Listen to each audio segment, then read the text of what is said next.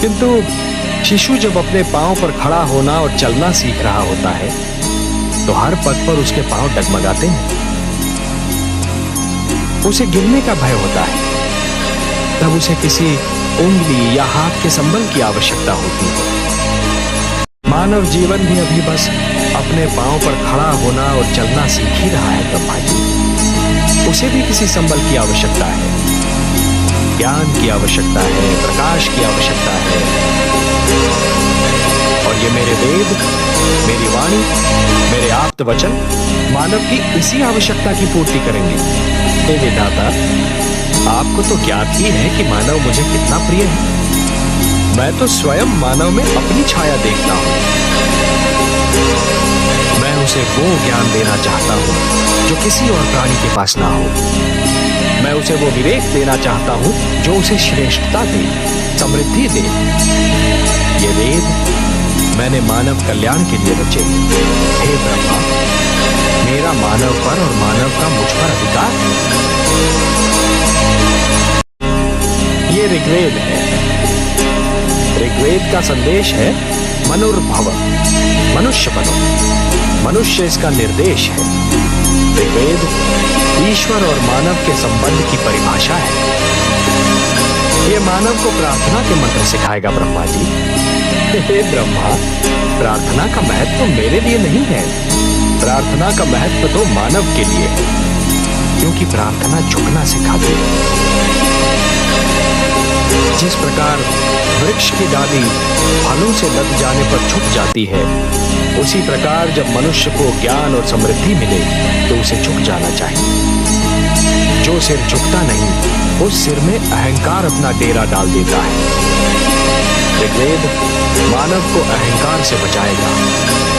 ऋग्वेद मानव को यह सिखाएगा कि सिर किसके आगे झुकाना चाहिए और कैसे झुकाना चाहिए। यजुर्वेद ये मानव को यह बताएगा कि मैं यज्ञ में निवास करता हूं। हे सृष्टि रचयिता, जीवन का दूसरा नाम है कर्म। जब कोई कर्म दूसरों की भलाई के लिए किया जाता है तो उसे यज्ञ कहते हैं।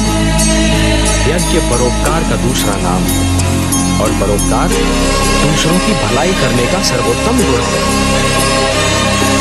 हे ब्रह्मा, जैसे एक रस्सी के बिना जल से भरा हुआ डोल कुएं से बाहर नहीं आ सकता, वैसे ही यज्ञ के बिना मानव जीवन भी अज्ञान के अंधकार से ज्ञान के उजाले में नहीं आ सकता।